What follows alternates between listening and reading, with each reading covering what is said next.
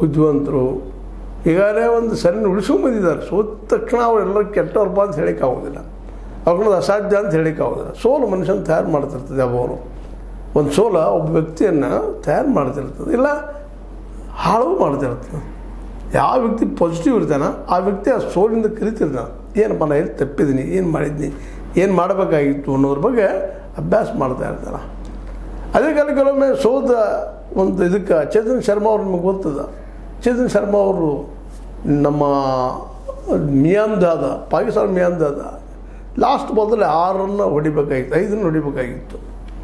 ಆ ಮ್ಯಾಚ್ ಇನ್ನೂ ನೆನಪದ, ಶಾರ್ಜಾದಲ್ಲಿ ನಡೆದಂಥದ್ದು.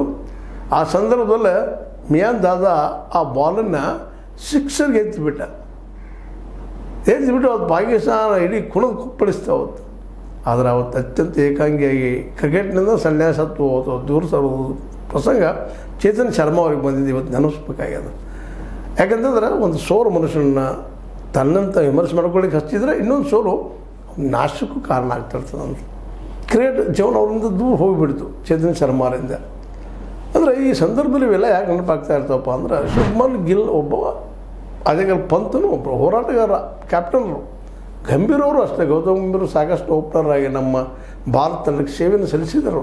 ಸ್ವಲ್ಪ ಮುಂಗೋಪಿ ಸಡನ್ ಆಗಿ ಡಿಸಿಷನ್ ತೊಗೊಳ್ಳೋದು ಅವಿಲ್ಲಿ ಇರಬಾರದು. ಕೋಚ್ ಆಗಿ ನಾವೆಲ್ಲಿ ತಪ್ಪಿದ್ವಿ, ಹಿಂದಿನ ಸೋಲನ್ನು ನೆನಪಿಸ್ಕೋಬೇಕಾಗ್ತದೆ. ಮತ್ತು ಇಲ್ಲಿವರೆಗೆ ಗಮನಿಸಿದರೆ ವಿಶೇಷವಾಗಿ ಈಗ ಅತಿ ಹೆಚ್ಚು ರನ್ಗಳ ಅಂತಂದ್ರೆ ಈ ಸಲ ಈ ಟೀಮ್ಸ್ ಬರ್ತದೆ. 408 ರನ್ಗಳ